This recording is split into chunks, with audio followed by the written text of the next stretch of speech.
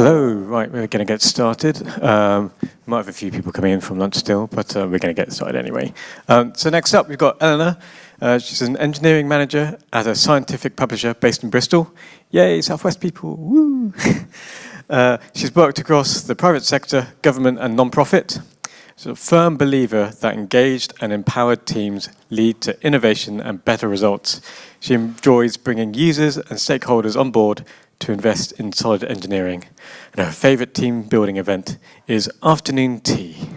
We saw plenty of scones on Thursday night, so hope you had some of those. So please welcome to the stage, Elinor. Thank you. So can you hear me all right now? Yep. So I thought I'd start just by, because a lot of people have been asking me this yesterday and this morning, why is security like decluttering? So I think what I first of all thought was actually, if I said I was just going to get up and tell you what we did to improve our security, it could be quite boring. I'm also quite a sucker for those lifestyle programs where they take everything out of your house, put it into a warehouse, tidy up your house and put half of it back and everyone lives happily ever after. And I'm always reading those self-help books because I much try as I wish I can't keep our house how I'd like it. So I realised at some point on our journey to improve our systems from an old legacy system to a much more modern architecture that actually the two were quite similar. So we'd got to the end, we thought, but there was still all this work to do on security, and why was that? And were we ever going to be finished?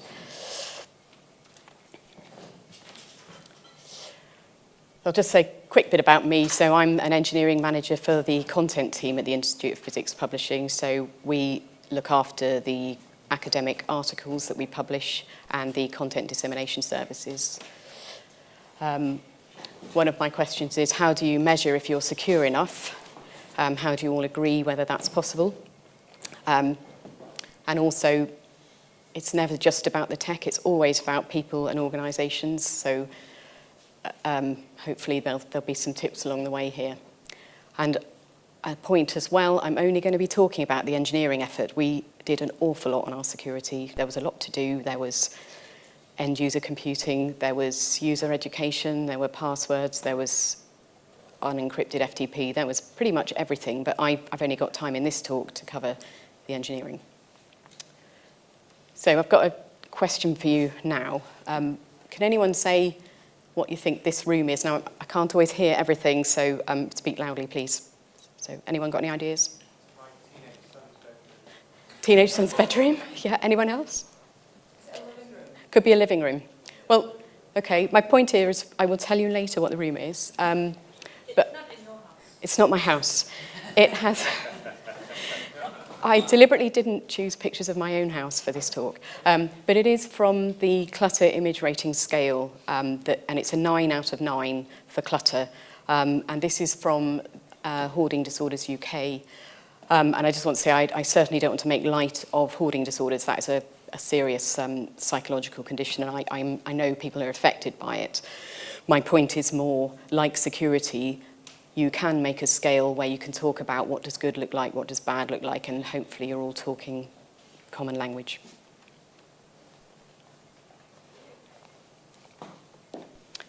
So a little bit about us and what we do, just for context. So we are a scientific publisher. We're wholly owned by the Institute of Physics in London.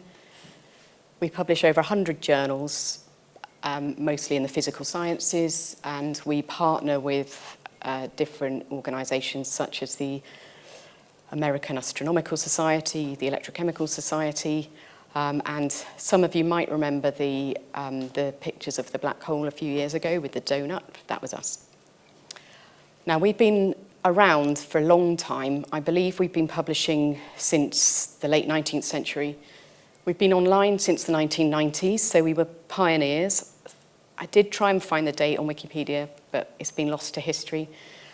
But if you can imagine, being online since the 1990s brings with it a whole load of trouble, because actually some of our tech was really old. And when we started to look at it, it was really old, but also really solid, which also made it quite difficult to say, hang on, we do need to get off this.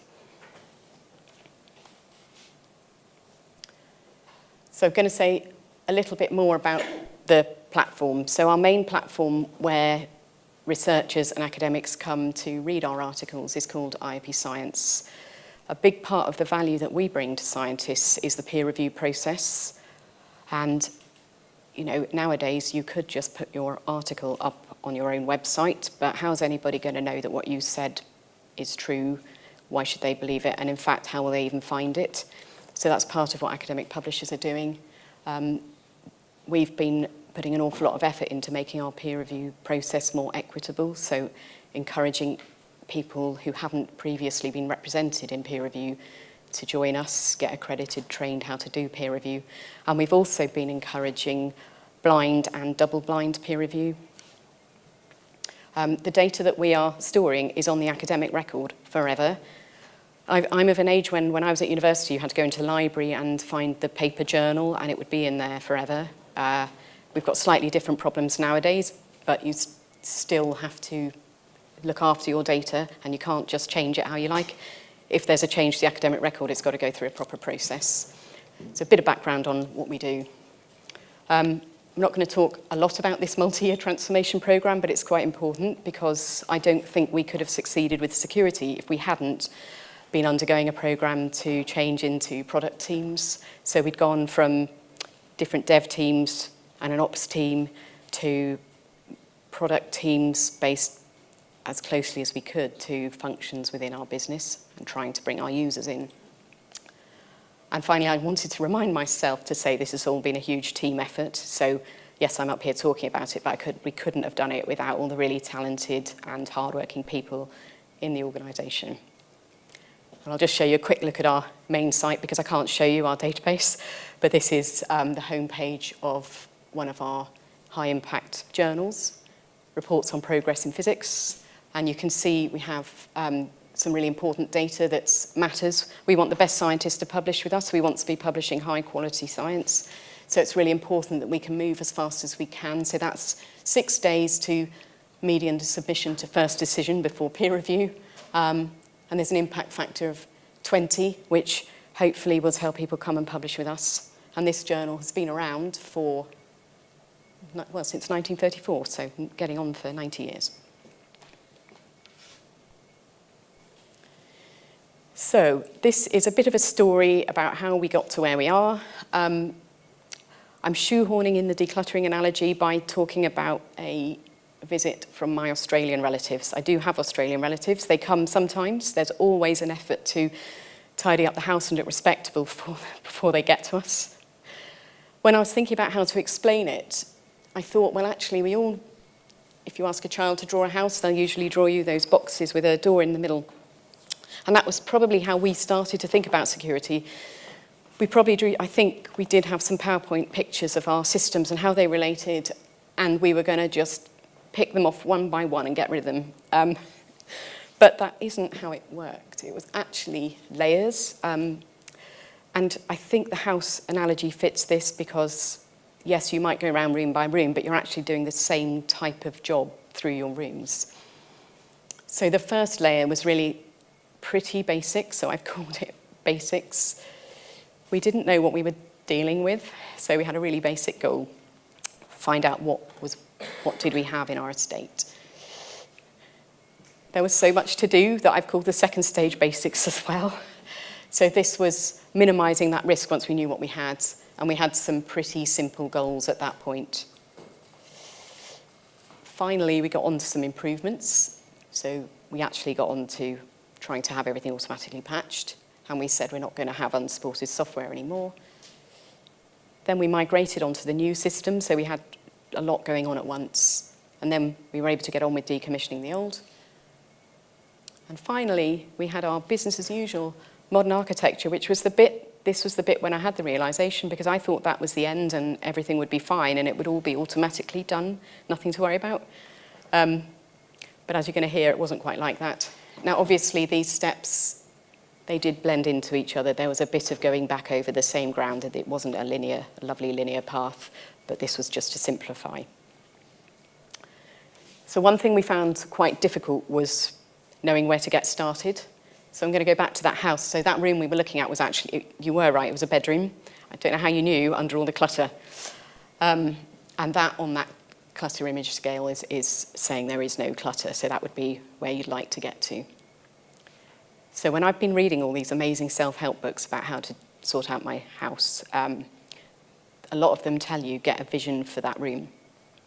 So that, in essence, could become our goal. So here's one. I'd like to be able to get out of bed without tripping up on my floor drobe. So if you've not heard of a floor drobe, that's when you don't put your clothes away at night, you just chuck them on the floor and pick them up again. That sounds nice and simple. I think what I'm going to go on to say is, yes, it's important to have a goal, but you do need to make sure you will understand what you mean by that goal. And I'm just going to remind us what these takeaways are. Now, I'm slightly regretting the number of takeaways I said I was going to talk about in the talk. I think there's quite a lot, but hopefully you'll agree that by the end we've covered these. So outside help doesn't always help. We had a lot of different consultancies come in and help, but one of my big points was it was actually our internal staff who fixed the problems. And I think at the beginning we didn't realise how important we were going to be. You don't need to be a super hacker either. I think we thought we needed to bring in people who knew all about security, but actually a lot of the work you will already know. It's infrastructure, it's software management, it's reviewing things. And another point is use the tools you already have, but you can change them. We spent a lot of time at the beginning in a lot of debates about buying a tool.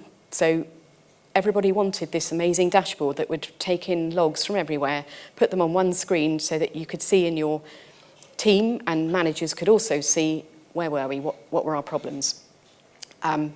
So these tools were expensive, and there was also the opportunity cost of loading all your data into these tools. So we did fight back, even though we all wanted a tool. We also thought, you know what, we could spend months on this, or we could fix some problems. So why don't we fix some problems and then come back and look at those tools? And we're still debating the tools now. I'm going to just spoiler alert. Be prepared to invest time and prioritise. We couldn't have done this if we didn't have those product teams with reps from the business with us. It made it so much easier. We put an awful lot of our time, I'm not even sure what percentage of our time, but a lot into fixing these problems. And I didn't get pushback, which I thought I was going to get. So that was amazing. And then my last point, I've remembered this as a sort of rule that you shouldn't just throw it away. You should always work with what you have, modify it, tweak it. You'll get some value.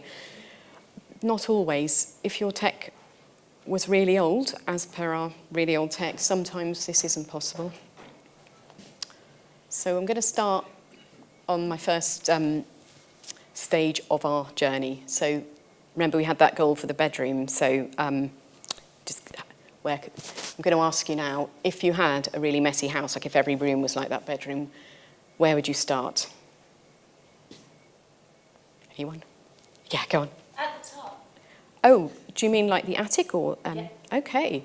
And then I'd go down floor by floor. That's really interesting. Okay. Yeah. Find somewhere difficult. Maybe your attic's already not bad. Anyone else? Any ideas? Bathroom. Yeah. Bathroom. Why would you do the bathroom? Just out of interest? Because you can get clean in the bathroom without then getting dirty by going into a dirty bathroom. So I like that idea. So you've got then somewhere that's working for its purpose. You can get clean in there. Yes. And one more. Outside the front door so you can get out. That is interesting as well. Yeah. So by the front door. So I like all these ideas because you're all doing somewhere that's actually manageable to start, which I like. So we had some really lofty goals actually. So we said, why don't we actually what we want is a secure system with live-like test environments, fully automated, performant. Like we were going for everything. We also thought, let's go for cyber essentials as well. Just do all of it, and then we'll be really good. Where we also had some consultants in to audit where we were with our security, and it was really, quite a damning report, and there was a huge to-do list. I'm really glad we did that, but it was quite difficult working out, okay, how are we going to go from this huge to-do list to our amazing goals? So we thought, oh my goodness, we're going to have to get some experts in. Now, when I showed this talk, not everybody knew who this person was. Anyone know? Marie Kondo. Yay, thank you. Yeah. So Marie Kondo, and she's famous for asking you when you're looking at your belongings, does it spark joy or can you get rid of it? And then we also have the girl with the dragon tattoo. Like, I think we all thought we needed to employ more people like this. We didn't have enough of these type of people. And what were we going to do? But what I found was actually this wasn't always helpful because the problems we had were beyond one individual. Like you could have brought in the girl with the dragon tattoo, but she wouldn't have been able to fix it because some of these were structural. We had teams who thought that if you were patching things, that was actually a risk as well, which it is. Everything you do is a risk. And then, you don't really need to be told you need a tidy cupboard. Just buy more storage and you'll be okay. So at the beginning, I'm just going to say the tools that we actually used were Excel and Confluence. So we got that consultants list. We put it all onto Confluence. We made an Excel list of the risks and we started working out what to do. At this stage, we could have done that ourselves because there's plenty of checklists out there that you could use yourself to assess yourself without a consultant. And the checklists could also tell you what you could do about it. And I bet if we'd had ChatGPT at that stage, that could have told us as well. It brought more problems because we'd put all these risks into Confluence. Some of them were on a need-to-know basis, so we then locked down Confluence, and then the people trying to fix things couldn't see the work they were meant to do, so another problem. And then just quickly about the house, if we're thinking back to the house, well, actually, some of these items that you've got, there's reasons why you're hanging on to them, you're sentimental about them. And actually the sort of professional support you might want might be someone to help you as you go rather than just do it. So, oh dear, we just thought, we've got this huge list, we've got to fix everything. Every time we looked, we started going down this list, there was more things to do, and the risk list was actually getting bigger. We couldn't do it all at once. So there was this big re-architecture program going on. We also thought, we'll sort out our test environments because, of course, if you've read any of the books about legacy, that's what you do. You add tests so that then you can check that your legacy is doing what it's meant to and that you're replacing it properly. And I'll put my hand up. I was one of those people who thought it was a good idea to get everyone in a room, sort out test environments. If we're all in a room together and we know we want it, I'm sure we can fix it. And I think I learned that it didn't work that way. We needed to sort out our patching because we weren't patching everything properly. We needed to sort out decommissioning. I felt a bit overwhelmed. This is a picture from Stacey Solomon's Sort Your Life Out in 7 Days. I love that program, but one really scary bit is where they've packed everything up and they lay it out in the warehouse by function and colour. So they can say to you, did you know that you've got 20 identical black T-shirts? Do you need them all? Or do you know that you've got 50 whiskey tumblers or something? And then there's usually a story behind them and why they have them, and it's quite interesting. So I felt we were kind of at that stage, but we had to come back to basics. We had to take a few small steps, have a look, go back, take a few more steps. I mean, that is unfortunately that's how it works. So we had a Get Well plan that our head of engineering put together. I think that was quite a nice name because it sort of gave us it was more of a gentle, not we're going to have all these test environments, we're going to get cyber essentials, but more of a, okay, we're working together to get a bit more well. So our very first job was list all of our servers. So we had hundreds of servers.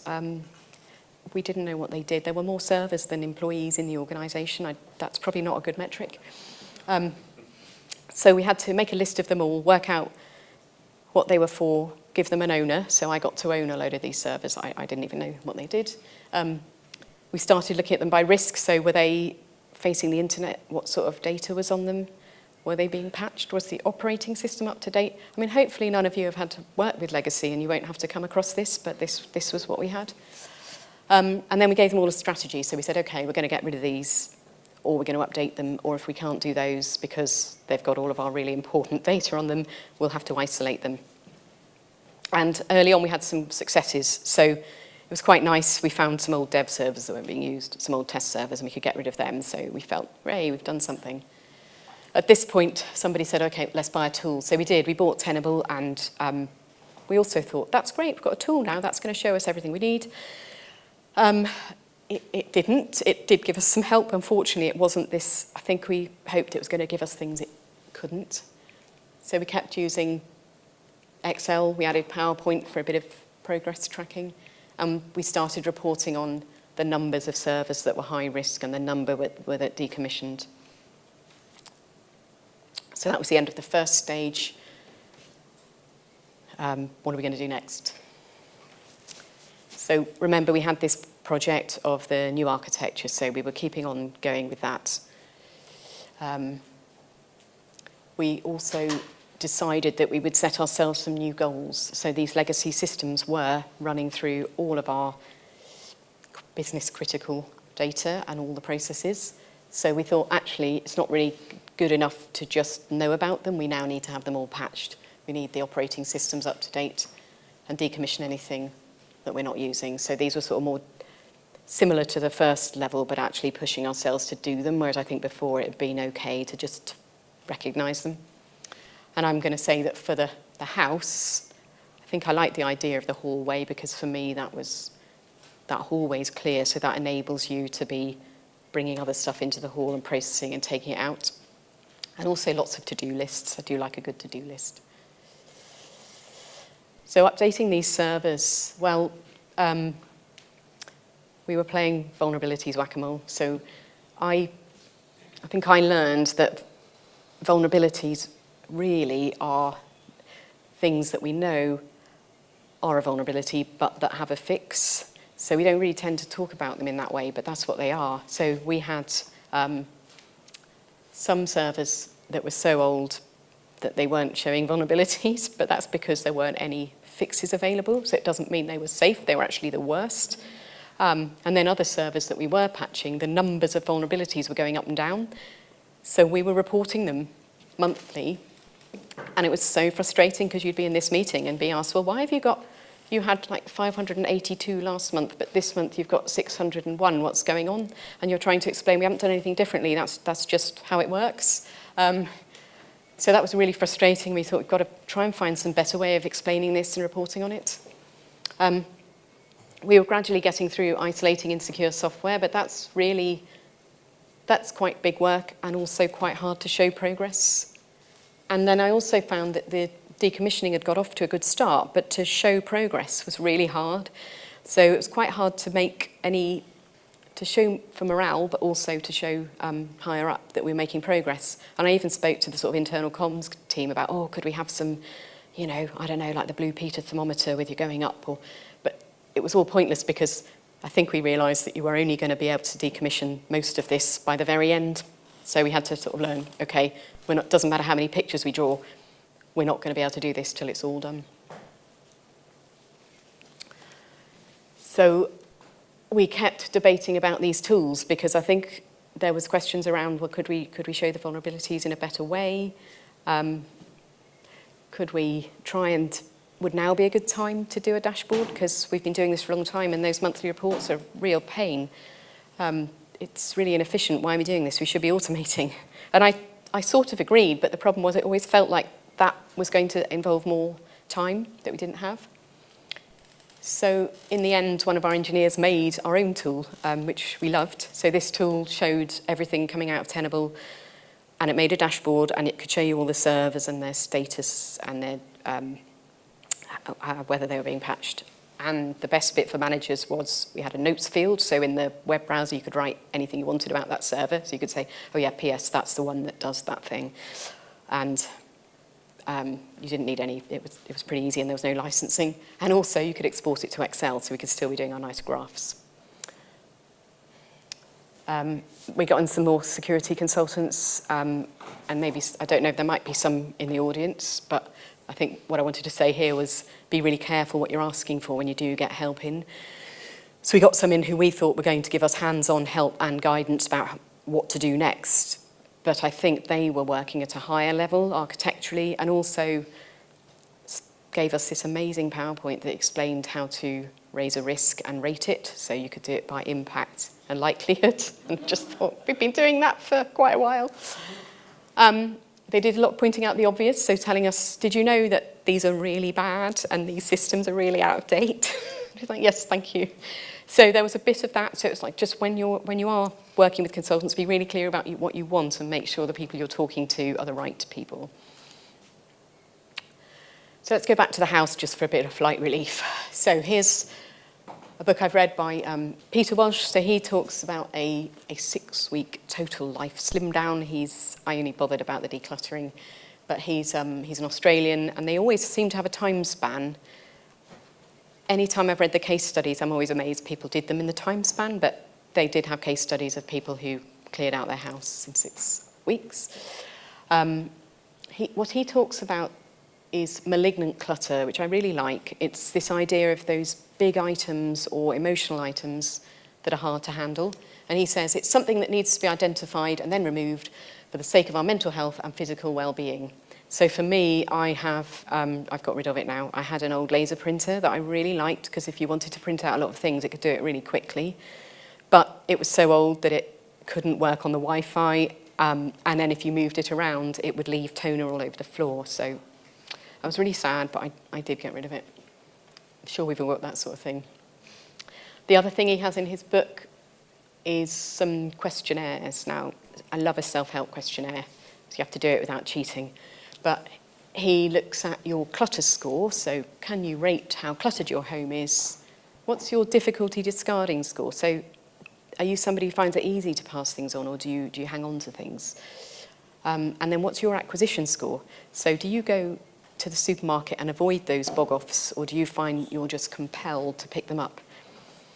And I personally have had a little bit of challenge this at the conference because I really wanted to pick up some of the freebies, but I was also like, no, because then I've got to find some of them at home. So it's always a challenge. So we got to the end of stage 2. So remember, this is that really basic stage. We'd actually got to the point where we were patching everything that we could. There were still some things that couldn't be patched. So we isolated them. What next? So each time we gave ourselves new goals, and even though we've been working Agile for a long time, I think there's still that tendency to want to know the whole plan before you start. So this was quite interesting. We had to, each time we'd finish something, we'd actually look at what next and did it more gradually on that get well plan and tried to resist the urge to plan it all out too far ahead. So we were still doing the new architecture. So we said, okay, what we need to do now is get everything automatically patched. And again, some of you this might be old hat to you, but if you had legacy, it's a challenge. And we said, we're not going to have unsupported software anymore, which sounds like a basic thing, but with the legacy, it wasn't. And then carry on with the decommissioning. So automated patching. We'd had, I'm sure you've come across this idea of pets and cattle before, but we had our servers tended to be long-lived. They all had names. We named ours after physicists. And we treated them with care like a pet. So one of the services that we used needed to be restarted every 3 weeks because it used to run out of memory, and they all had their own little ways. So we had to change and move over to cattle, and this was really hard for us because we knew that that's what we should be doing, but I think it was a really big change because you're used to talking about things as being fixed and known, and you're moving to these horrible names. And I still get frustrated when I look in the cloud and I don't know what that server is, but I'm meant to do something about it. So that was a big change for us.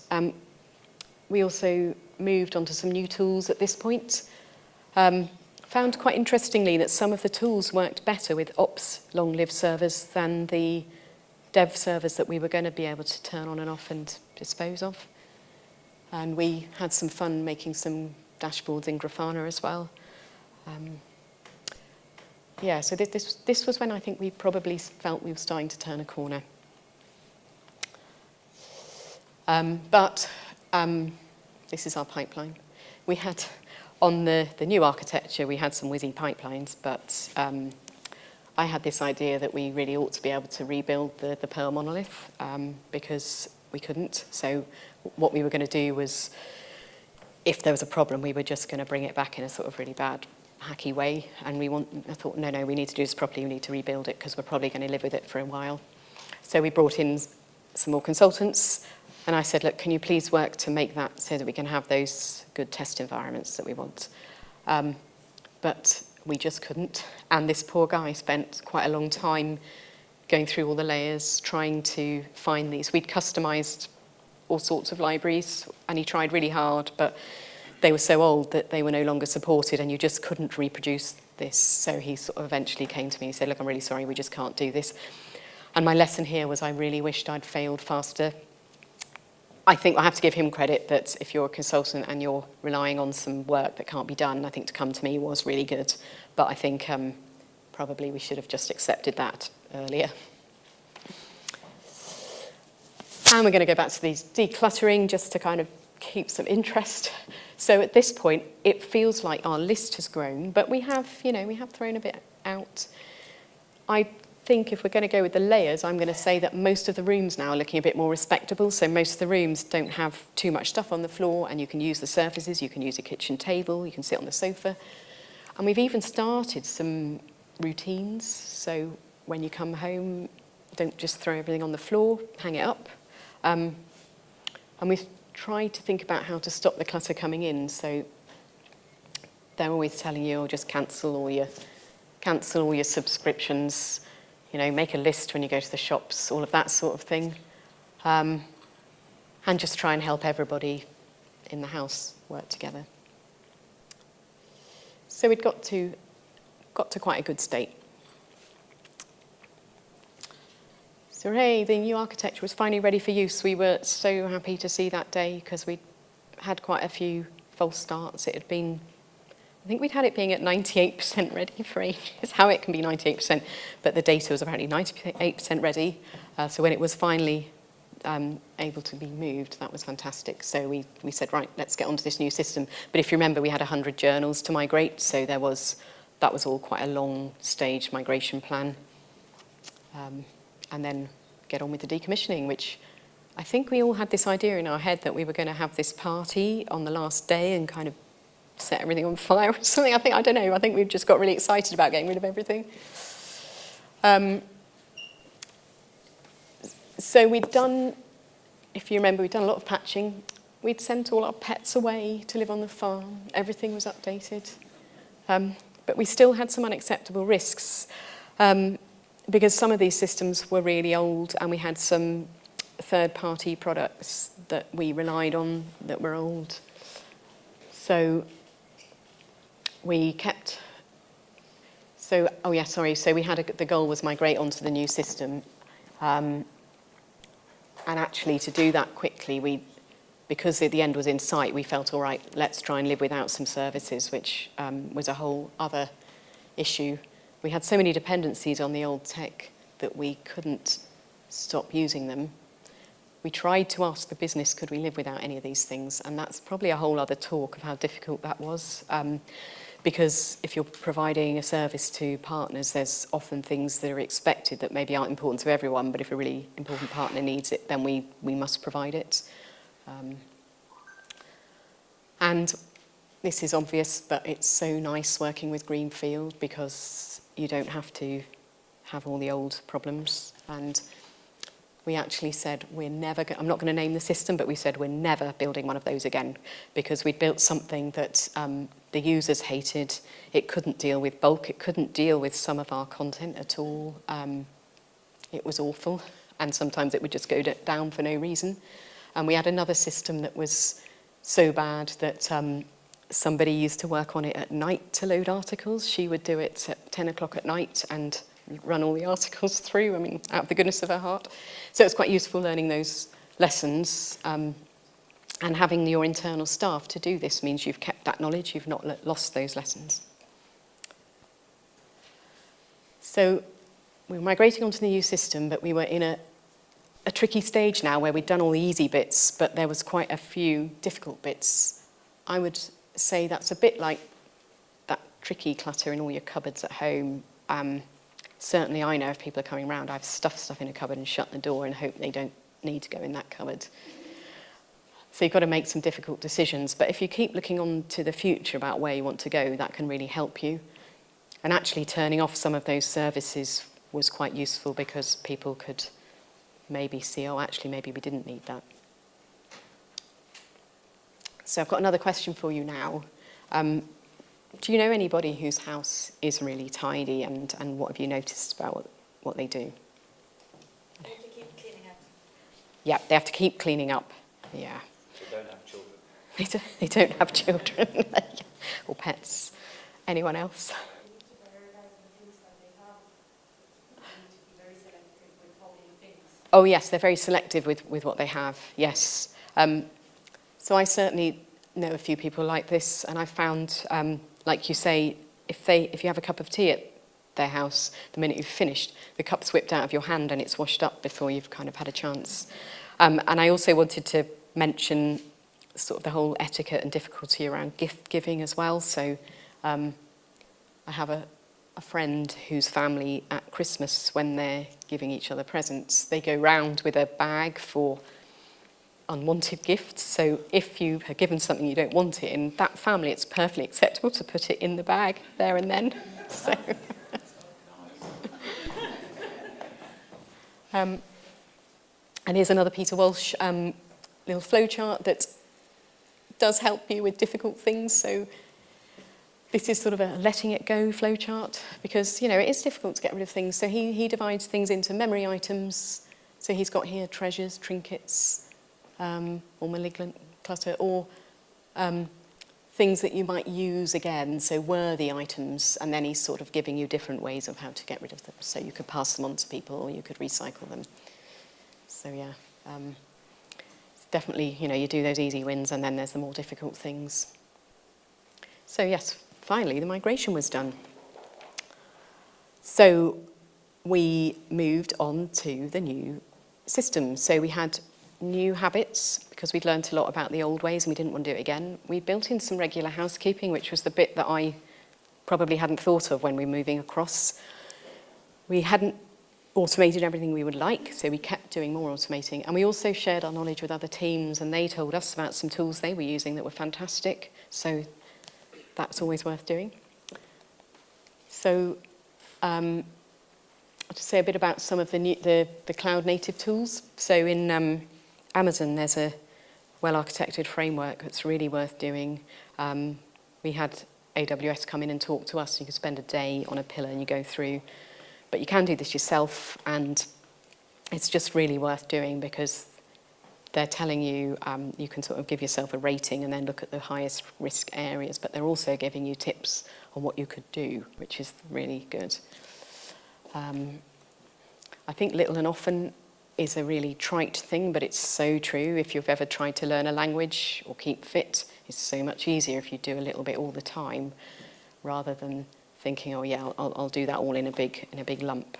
And sort of interestingly, in our team, we don't really talk about tech debt very often. I think that's because we've been lucky to work with really understanding product owners, but we try and do it as we go along. So yes, we're lucky because we run our own systems, so we can choose what's important to us, but we value quality perhaps over time sometimes. So doing a little bit of this all the time means we don't have the tech debt building up, and we're able to build something really high quality and robust. And a bit back on the clutter, so another book I've enjoyed was 30 Days to a Clean and Organised House. So this book is completely overwhelming for me. I read it, and what you're supposed to do every day is on this page. So in your bedroom, you should be making your bed, hanging all your clothes up, hang or fold clean clothes. Bathroom, wipe everything down. Living room, I mean, it's pretty big, but if you did that, your house would be amazing. It would be like that, and when the visitors come, it would look amazing. So I think sometimes it's thinking about what does really amazing look like, and then work out what's realistic for you. So for us, we have things we do every day. So we're checking dashboards and reports every day, and then we're doing more manual checks of things weekly and monthly. Like, we've automated as much as we can, but actually having a reminder to the team look at risks for a monthly risk meeting, while it can be tedious, it's been so valuable, and risks that we've raised in our team actually applicable to other teams, and then we've all then had to go and work on a risk that we've discovered, which sometimes like, oh no, I wish we hadn't discovered that, but now we know about it, it's actually really good that we can do something. And then also having your, things like your DR tests. The talk this morning was talking about doing them really frequently. We aspire to that, but we are doing them as on a longer period, but we are doing them. And obviously getting external checking of all of your security as well, do that regularly. So to conclude, I hope that I've covered all the takeaways during the talk. So we've had quite a few people come in from the outside to help us. Didn't always help us in the way we needed. It was our amazing internal staff who fixed everything. They're the ones who did the patching, they did the automation, they put in the tools to check the code. They're the ones looking at the tests, the quality, shifting quality left so much. Similarly about the super hacker, we have done a lot of training and educating, but actually the skills that you have now are probably good enough to get started. We talked a lot about tools. We're still talking a lot about tools. We've brought in a new tool recently which takes in logs from lots of other places, gives you a dashboard, but I think we're going to carry on talking about tools for a long time. We've put in a lot of time, I would say probably more time than we thought, but it's been worth it. I think we're all a lot more confident about where we are, and it's quite easy now for us to say where we think we are and the things we need to do, rather than that state that I talked about at the beginning where we didn't even know what we had. And then also with the very old tech, it did turn out to be easier to start again. So thank you. Please do give feedback on the QR code. I'd really like to hear your thoughts on anything I could do better. And also, I'm very pleased to connect on LinkedIn or talk to you afterwards. I think we have some time for questions, I hope. Thank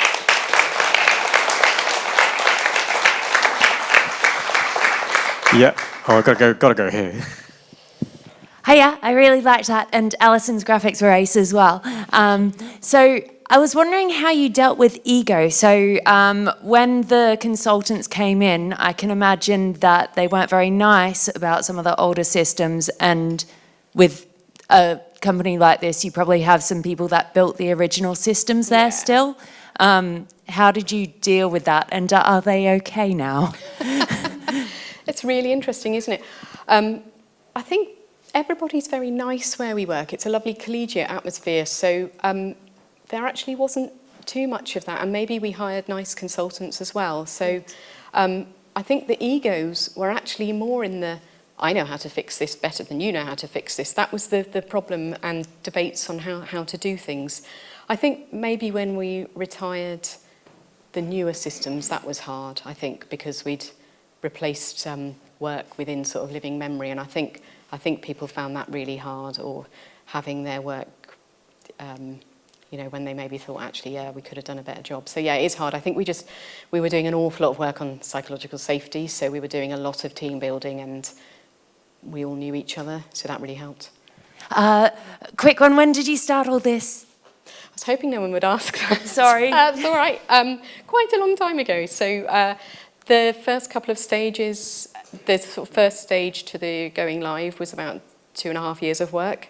So yeah, it's a long old journey. But I know that now. So if I ever I'm going to undertake anything like this again, I think I'll probably try and be more realistic about how long it takes. Yeah. Cool. Thank you. Next question. We'll go here. Thank you. Hello. If you were starting this again, what thing would you do differently? I think I would put more effort and more focus on the new architecture. That we didn't have the eyes on that, and it took way longer than it needed to because we were looking at the other thing. Any other questions? Oh, no, yep, no, yep. Thank you so much for sharing. I think it's a very relatable story. So yeah, thank you so much. I have a question about when you move. towards the end, you were explaining that there are a series of things that you need to do now to kind of maintain the system as it is. I'm especially interested in that. Have you measured the impact in your day-to-day that has? Because one of the problems I face around these things is that, and you did say you have very understanding product managers, but one of the problems that we have is that in order to maintain like the tech debt, let's say, in check, we need to do a series of actions, and what inevitably happens is like, no, you need to run, and you need to build new features and so on, so we risk to get back into that. Have you been measuring what is an acceptable rate of maintenance, if that makes sense? I wish I could give you good numbers. We sort of have, I mean, I could probably say something like the ratio of engineers. So we have in this team, we have 2 mostly full-time platform engineers and 3 or 4 developers. So that's been about the ratio. Cool. We keep thinking, do we really need this? But I think it is keeping the quality high, like because we can focus on quality because that's what our users really value. That's what we're doing. We also, the way we work is we do quarterly commitments. So we just make sure that every quarter we've got the things we really need to do are up there, and we're explaining to people we've got to do this resilience and security work, and that really helps. Thank you. Okay, time for one last question if someone has one. Yep.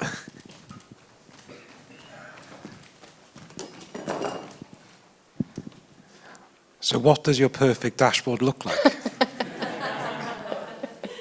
Well, do you know what I'd really like would be one that you can, you know, when I said you have the sort of name that doesn't mean anything, if you had that name, could you please click on that resource and it would tell you what you need to do? That would be nice. Yeah, I think maybe there's a workshop there where you could sketch it out. But I think if you could have a high level sort of probably a RAG status that said you're all right when you've decided what all right is, or oh no, you really need to fix these things, and then a little bit of I don't know, that's such a hard question. Having sort of timeliness as well, because we have some targets where we need to fix things within a certain amount of time. So if it could tell you you're getting close to that on these things, I don't know. But then I probably wouldn't have a job if we had a really amazing dashboard. Okay, thank you so much, Elinor.